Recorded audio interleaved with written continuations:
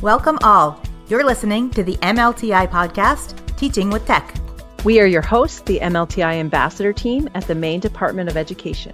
We are here to support Maine educators by building a network focused on authentic voices, experiences, and technology integration.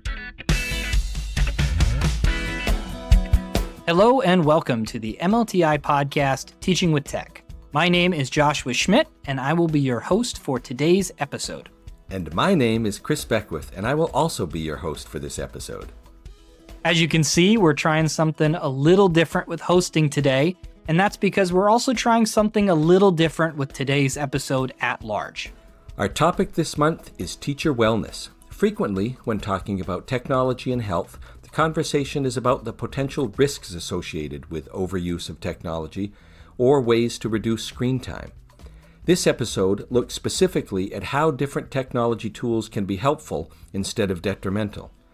We have teams talking about how artificial intelligence can help with organization, how tech tools can assist with physical well-being, and the role of classroom environment in relation to both student and teacher wellness. Chris and I will also be talking about a topic that is near and dear to our hearts, virtual reality and augmented reality, and how those tools can be beneficial in a variety of ways. John Graham, who is the digital learning specialist on the Learning Through Technology team, also interviews Susan Berry, who is the health education and health promotion specialist here at the Maine Department of Education. She talks about an upcoming Winter Wellness Summit, which is an annual event that started in 1985. Susan also details the many ways that educators can engage with health and wellness through digital tools, apps, websites, and special programs. We are hopeful today's episode gives you a well-rounded picture of some of the ways that technology can be a helpful tool for both physical and mental well-being. If you're an educator in Maine who's wondering how the MLTI or Learning Through Technology teams can support you or your school, especially in regard to providing high-quality professional development centered around technology integration, please contact us at doe-ltt@maine.gov.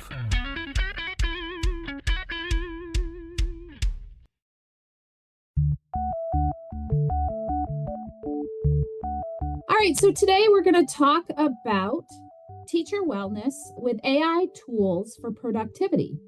And I don't know about you, Martha, but when I am planned and ready to go and my week is all set, things feel good, and I just feel like I have control over my wellness and my mental health and all of that when I'm ready to go. What do you think? Oh, I definitely agree, Nicole. When I go into a professional development session or classroom and my thoughts and tools and content are organized, I feel much more at ease and ready to be my best self for my colleagues and students. I'm looking for tools that help create kind of an infrastructure or organized space for my content. And trust me, I'll take all the help I can get with organization for my own mental health and wellness. Absolutely. We're going to look at 4 different tools today. I'm going to go ahead and I'm going to start with Magic School. So again, we talked about before how ready, prepared, you're good to go. Magic School is going to help you do that. There's 60 plus tools in there. And I think there's been a couple of us ambassadors that have mentioned it before, but it's definitely worth checking out. There's a free version. There's a lesson planner in there, so you can go in, pop in your grade level, pop in your standards, and then it will produce a lesson about what you want it to do. You can talk back and forth with their large language model, which is Raina, and really get some ideas to then make it yours. And not only lesson plans, but you've got behavior intervention tools, you've got IEP tools, there's lab generators, there's story problems. So it's definitely one to check out to help with your productivity. What do you have for us, Martha? Well, I'm going to talk about eduaid.ai. And like Magic School, it is a huge resource hub, has over 100 resource types to choose from to create instructional material. Teachers can create a syllabus, discussion prompts, so much more. It also helps with writing emails and making lists. You can change the materials you've created into 15 different languages. In addition to that content creator, the site also features a teaching assistant, a feedback bot, assessment builder. It's user friendly, and there is support if you have questions or suggestions. I just used it to help me create a super fun escape room for third graders in a matter of minutes. That's awesome. Yeah, that one's on my list. I've played with it a tiny bit, but I definitely want to check it out a little bit more. My second tool that I'm going to share with you is called Goblin Tools, and this will help you with some organization. What I like about it is there's what you call like a magic to do. And basically, what you can do is you can put the task in there that you want to do, and it'll break it down in steps. So, this is a tool not only that will help teachers, but also in the classroom for those kids that really have a hard time breaking down things. It also has kind of its version of, a large language model with formalizing something. So it can take something where you put something in and then it'll formalize it and make it a little bit more professional. Or, they've got a couple different options here. It says, you can make it less snarky or more formal, so less emotional. So there's a lot of different things on here that you could do with that tool. And then I like this one too, is there's a tool called the Judge on this, and you can enter something and it says, am I misreading the tone of this, which I find interesting. There's an estimator where you literally put in a task or an activity and it'll tell you like how long they think it's going to take. And then you've got compile, so you can take and do a brain dump in this and just put all kinds of thoughts, and then it'll organize things out. And so there's a lot of tools in here. And then, of course, if you need something just for yourself, there is what am I having for lunch? And they call it the chef. And you write the ingredients you have, and it will give you, something for lunch. Certainly a few things in there I want to check out, like that magic list, because I'm always looking for the small pieces that it takes to make a project work. So that would work really well for me. Lately, I've been looking at some Chrome extensions that this field has just blossomed, the AI Chrome extensions. And I'm looking at a couple that I think are really interesting. One is called Brisk, which is a teaching assistant. And I'm really excited about it. It quickly changes reading levels of articles with just a click. And it can also generate personalized curriculum based on website or document.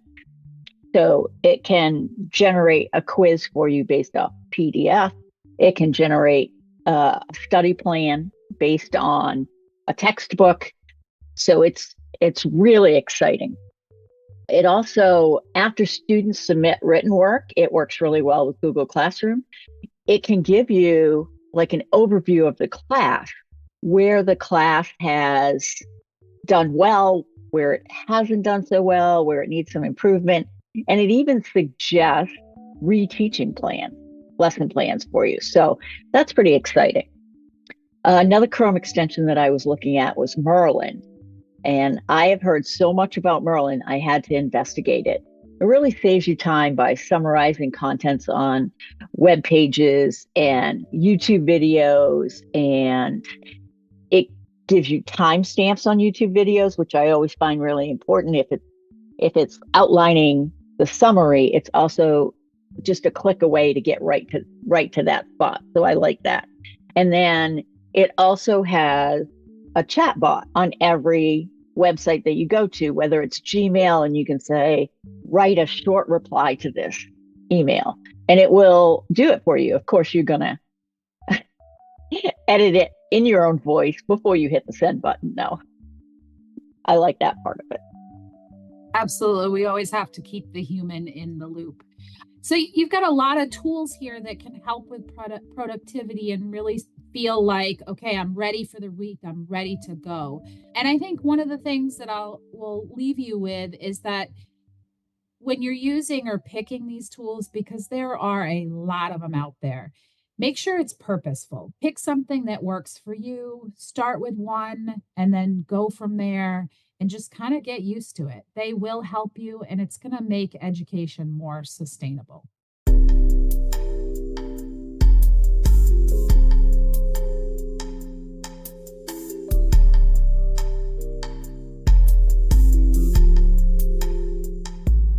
Wow, that was great listening to Martha and Nicole talk about AI tools for organization.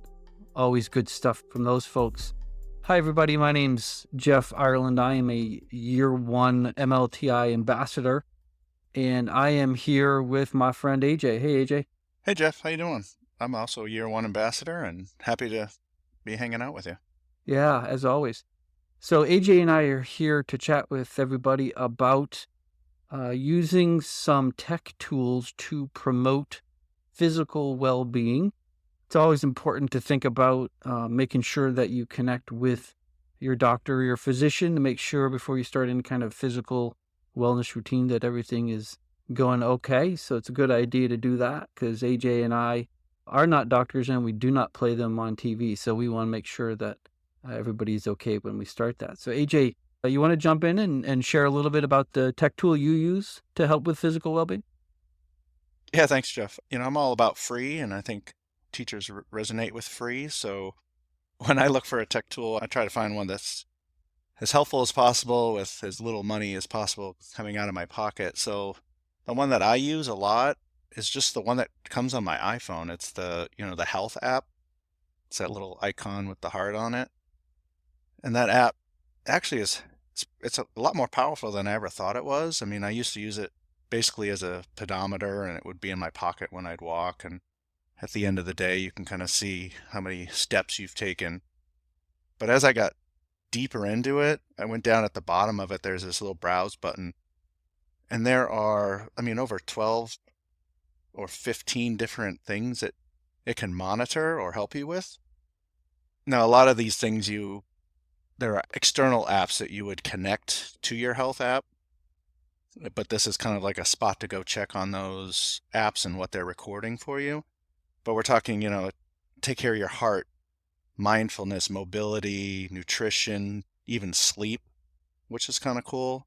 The walking one, if you really get deep into the walking one, it can tell if you have 2 feet on the ground, like it knows when you kind of like pause, or if you have a limp, or how fast you're walking. And, so it's not just steps. So it's a little strange to think it's getting all this information and how it figures this out, but it's quite interesting. The one that I really love, actually, my son showed me, I didn't even know it was there, is one about your hearing, but there's a spot where you can actually set your level on your headphones so it can't go to above a certain decibel, which is kind of cool. So even though you crank on your volume, it will never go above a certain decibel, so you can never blow your eardrums out. And I thought that was amazing. I thought that was pretty cool, and so I've set that up for myself. But I don't know if you've seen the app or if you use a different one. I know that Google Fit is one that's for an Android. I don't know much about that one, but I do know that that's kind of their version of this health app. That sounds cool. Interesting. They can tell if I'm limping or playing my music too loud. There's a good chance I'm doing both on any given day. So, or maybe that's just how we dance, right? Yeah, for sure. So I've been using an app. It's put out by MEA Benefits Trust, and it's called Virgin Pulse. It's like yours, AJ. It's free, and I think that's huge, especially for educators. But what's really cool about this app, it does a lot of the things that you were suggesting about keeping track of different things for yourself. But this one, you can actually earn money, and you can earn up to $62.50 per quarter. So that's $250 a year you can earn and transfer that to different gift cards. So what's better than that? I track all kinds of things, again, like my number of steps that transitions to cash, healthy habits, how, like what you were saying, how's my sleep going, my nutrition, am I getting in enough exercise? Am I paying attention too much to my phone? Am I taking the necessary breaks from screen time? All of that can be tracked. It offers all kinds of great food advice and recipes. I use it almost every day, and I feel like I've only scratched the surface. It's something that is available to anybody who has an Anthem health plan, and it's also available, I believe, to their families as well. So you can challenge other people who are on the program. And like I said, it's free. So it's a no-brainer for me. You can join by going to www.join.virginpulse.com. We'll put it in the show notes. So if you want to jump on and try that, you can find that link there. But there is a lot of free stuff out there for people to be able to help keep track of their physical wellness. Because I don't know about you, AJ, but my physical wellness is pretty directly tied to my emotional wellness. Oh, absolutely. Real quick, you said MEA, so do you have to be a member of the MEA to join this or not? No, that's a great question. I don't believe you do. I don't think you have to be a member of the teachers union. I'm not a member of the teachers union, and I'm still able to use this. So great clarified question. I think you do have to have an Anthem health plan in order to participate in that.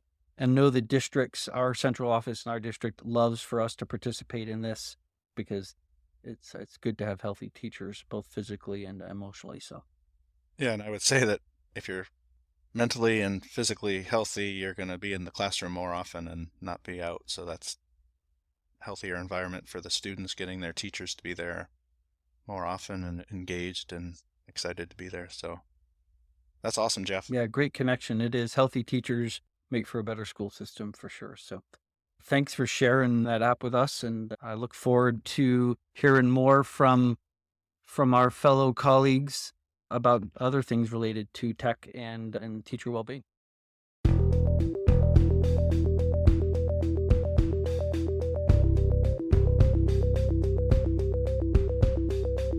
I am here with my colleague, Susan Barry, to talk about all things wellness at the Maine Department of Education. Thanks, John.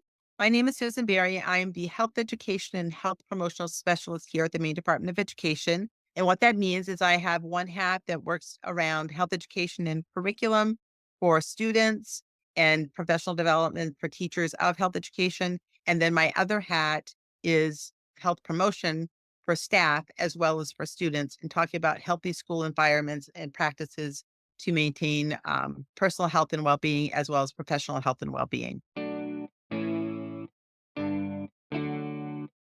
I'm a member of the Office of School and Student Supports, and our mission is that we strive to make sure that schools are inclusive, healthy, safe, and supportive communities where every student thrives, that the team endeavors to coordinate resources and programs that promote equitable, psychosocial, physically, and environmentally healthy school communities for all.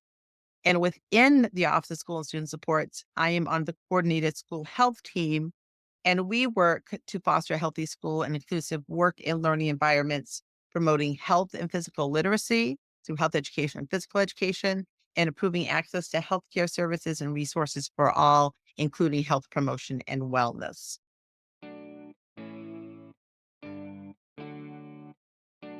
So that's kind of the overarching piece of who I am and what I do and where I live within the Department of Education. I have been with the department for over 20 years, working in the area of health promotion and wellness. The program we have called the Maine School Site Health Promotion Program, or the Maine School Site Wellness, as it's been shortened up to, has been in place since 1985. And it's a program that works annually to support school staff. The program provides support throughout the school year, but we've had meetings for people face to face. We now do virtual meetings that people can come together and talk and support one another in different areas and regions. And we still are hosting an annual event that I'm going to talk about in just a moment. But another piece that we do on a regular basis is we have a newsletter that goes out. It's called The Wellness Times, and it just has tips and tidbits about health promotion and well-being.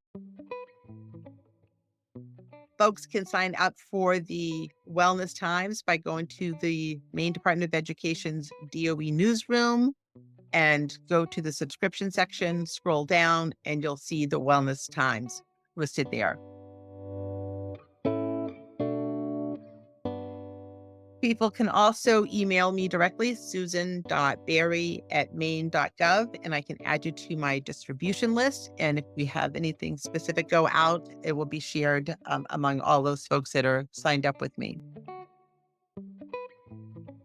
So one of the things folks can sign up for is the Winter Wellness Summit, which is coming up on January 25th and 26th, being held at the Samoset. We used to have the wellness conference. After 30 years of having the conference, we've evolved to having a 2-day summit. And we started that back in, I believe it was 2017 or 18. We had 3 of those events. Then in 2020, we went to Samoset for a midwinter break, which people loved. Then COVID hit. So we had to take a couple of years off from a face-to-face event. And we came back last year with our 1-day summit. And this year we're having our 2-day summit again. We have amazing keynote speakers. We have Brian Luke Seward, who is coming from Colorado. He is a guru in meditation and getting outside, stress management, the importance of nature in our life to help balance us physically, mentally, emotionally, in our personal and our professional lives.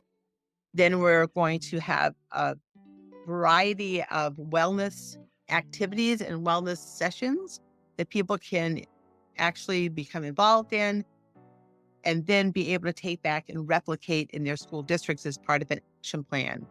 We have Emily Daniels from the Regulated Classroom. Many people are familiar with her as she's been doing a number of workshops across the state and has some more coming up. But she's going to spend some time with us on the morning of the second day. We're going to have roundtables with over 20 people coming to tell us about different programs that could be put into an action plan locally. Then we will wrap up with a fabulous edutainer, Janice Stanfield, who will send us off with a great message and feeling really positive. And it's an awesome opportunity for networking with other people, taking some time to refresh and rejuvenate, re-energize. So I hope that folks can join us. It's only $150 for 2 days at the Samoset. That includes meals and other programming. Rooms are at a discounted rate at the Samoset.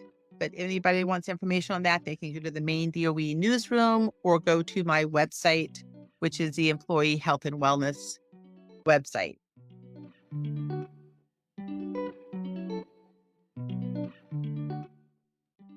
I want to just give kudos. I work with a team of 10 people who represent different factions of a school. I work with some teachers, an adult education director, folks that work in nutrition, health promotion. We have school nutrition, school health represented. All these folks come together. The MEA Benefits Trust is part of our program so that we all work to develop this program and support folks. So please come. Again, it's January 25th and 26th at the Samoset, and wonderful opportunity to get refreshed and learn lots of great information and learn how to establish a school wellness team. Awesome. Well, thank you so much, Susan, for all of this information and all of these resources. And hopefully people will heed your wise words and take care of themselves in the new year. I hope so, because yes, this is a time that we all are quite inclined to want to reset and reboot in January.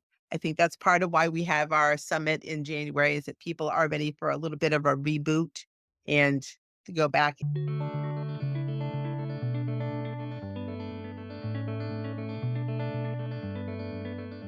People who work in school systems, all school personnel, need to take care of themselves in order to enhance their ability to take care of the students that they're in charge of in their environment.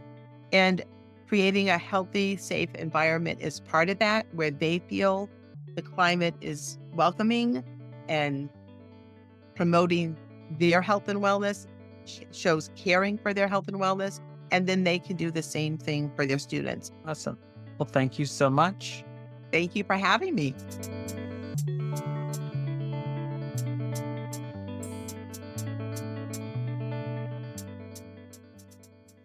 This is Tracy Williamson, And Donna Netzer.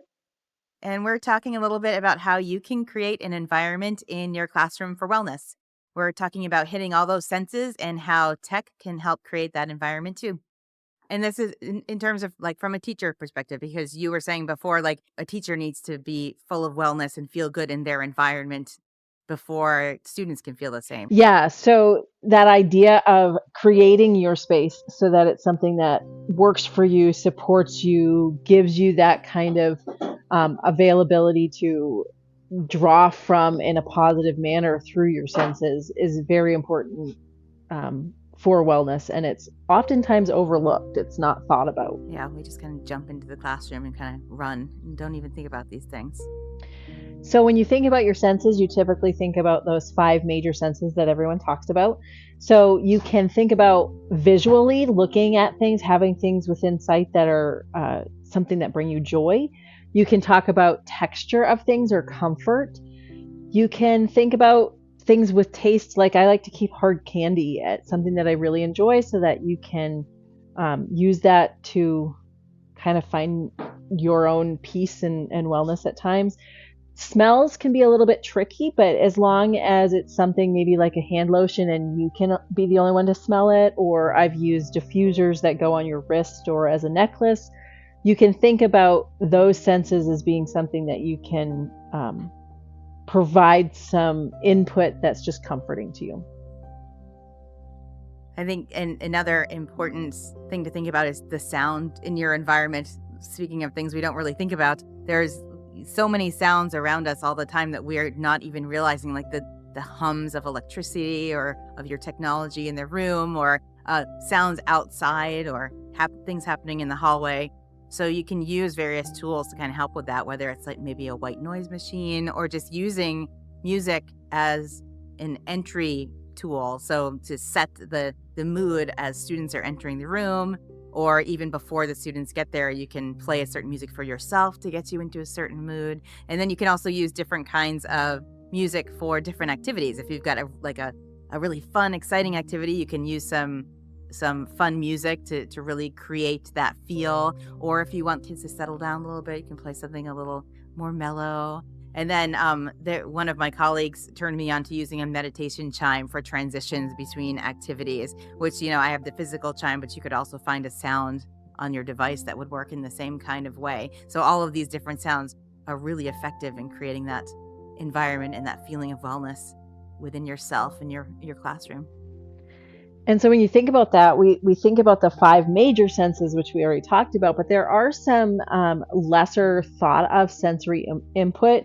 So just like how you're positioned in your room, how you set up your desk and your chair that you sit in, those types of things are important as well. If you need to have something to lift your legs up. Also being able to have input like heel to toe stretches or some sort of movement built into what you do on a regular basis. And your feelings, all of that kind of emotional piece of it is part of your wellness too. I remember going through college and them saying, leave everything at the door. Well, we're humans and we need to, know those feelings are there, be able to do what we feel is best in order to mitigate those wellness pieces throughout our day. We can't just wait for them to be at home either. We need to have something at the ready to be able to create that space and change the space as needed throughout our day at school. Yeah, I learned recently just how good it feels to just stop and just take some deep breaths. Just kind of focus on your breathing. It can really ground you and get you ready for the next big event, the next thing happening. Absolutely. That idea of mindfulness and knowing where you are and what you're doing, and yes, ground yourself in those moments. And it's an unsung hero for your classroom too, to be able to model that for students and lead your classroom in activities that would help make the environment change. And don't be afraid to stop things and say, we need a shift right now. Let's shift our environment and then move on. Yes, absolutely. So if anyone would like to learn a little bit more about this, please reach out and we would be more than happy to talk with you and work with you.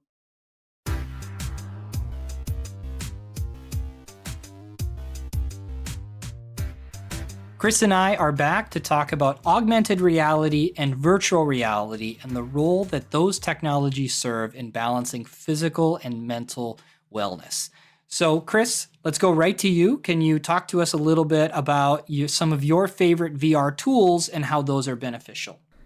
Thanks, Josh. Yes, I am super excited about this, which started as a hobby for me when we were all home in isolation during the pandemic. I got my first VR headset, and it didn't take long to realize the applications there for fitness as I was working up a sweat doing games, and this is coming from someone who denounces physical activity. So games like we've all heard of Beat Saber, and there's a similar one, Synth Riders, which are kind of rhythmic fitness games where you're moving to a song. Those are kind of obvious examples. Then there are other ones. You can do archery fitness games. There's one called Hollow Point, where you're shooting arrows at targets and dodging shots that come at you. It can be done in a classroom with kids. There's no blood and guts, and there's no violence with it. It's all very pixely animated, but you cannot play those games without getting out of breath and working up a sweat. It's amazing to explore the experiences that can help you relax in VR. Some people panic when they see VR because they're just afraid of all the scary things. They hear about people walking the plank at 80 stories high and horror jump scares, but it doesn't have to be that. You don't have to go on a roller coaster. You could sit on a peaceful lakeside and do an oil painting in apps like Painting VR or Vermilion. You can sculpt pottery with a pottery app. There's 3D puzzle games where you put down the controllers and you're just grabbing shapes with your hands while relaxing classical music is playing and you're putting these shapes together. Or you could sit on a boat in a lake and you're casting and fishing for the day in different realistic locations. When you're in this setup, like, you're there and you're away from the problems of the world, and it's an amazing opportunity to relax mentally. When you talk about people who heard the horror stories of walking the plank and stuff, I'm definitely in that group of people. And that's one of the reasons why my first exploration was actually more in the augmented reality side, frequently using a mobile device. And what I have been amazed when I've learned about both AR tools and VR tools is how social they can be. That I kind of viewed them as isolating. But right now, two of my favorite tools are actually ones that I use with my 4-year-old son. There's Skyview, which allows you to see different constellations in the sky. He loves being able to find Jupiter every night because it's really easy to identify. And so we pull out the app to make sure that we're actually identifying the right planets, which is really fun. And then when we were reading The Very Hungry Caterpillar over the summer, there is a Very Hungry Caterpillar AR game that you can go through and kind of experience a little bit of what's going on in the book. But once again, instead of being isolating, we took the phone out to the backyard together and we're able to do that socially. Now that I've started to have a more open mind around VR tools, I actually think a lot about the relaxation apps, and meditation is one of the first ones that really jumps out to me. That not only, do you have the ability to kind of like be centered in that environment, you can pick whatever environment you want to go to. And I think that's a really powerful tool that you might not be able to do otherwise. You're right that some of those meditation apps are incredible. And people that are concerned about motion sickness, it doesn't seem to rear its head in these meditation apps. Those are more when there's a lot of movement involved. There are apps, they're rated by comfort level. And so these meditation apps are rated like severe, extremely comfortable, where you're very unlikely to have any sort of vertigo or motion sickness. You mentioned it being the social benefits of it. Not so much relaxing. One app that is an amazing social experience is something called, entertainingly enough, Keep Talking and Nobody Explodes. And your goal there, one kid is in VR, they've got the headset on, and they're sitting in front of a bomb that they have to defuse. And they don't know what to do with the bomb. They can see all the components, they don't know what to do. And the rest of the class has access to the bomb diffusion manual.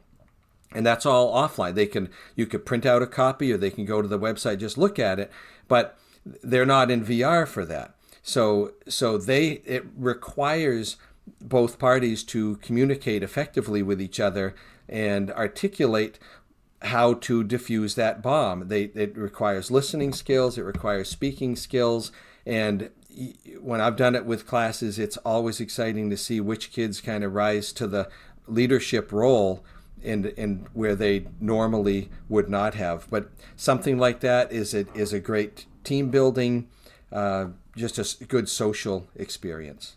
Well, and we wanted to close with talking about how, Chris and I talk about these tools a lot, and we work with teachers who are trying to utilize these tools to their best advantage. It can be a little bit intimidating, especially early on, how to maximize the resource that you have. And what are the ways, if I only have, 2 VR headsets, how can I make everyone in the class be involved?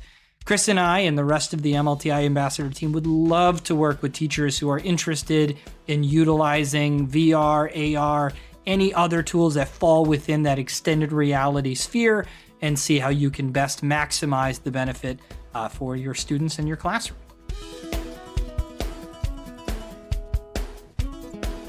Thank you to everyone who joined us in today's episode. This format was new for us, and we would love to hear your feedback on this episode or give us ideas for future episodes as well. The MLTI ambassador team is also out and about this month, covering a wide range of topics ranging from teacher wellness, AI integration, digital citizenship, and many others.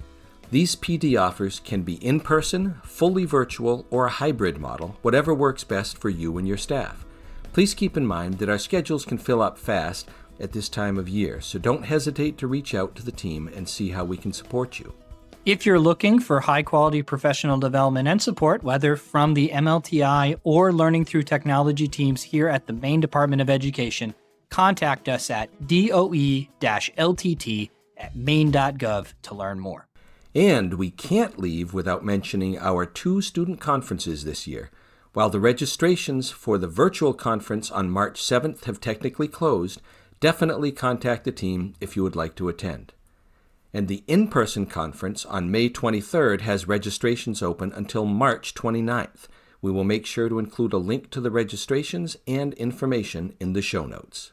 And in the spirit of today's topic, we'll close with the question, what is a teacher's favorite type of exercise? A grammar walk. Class dismissed.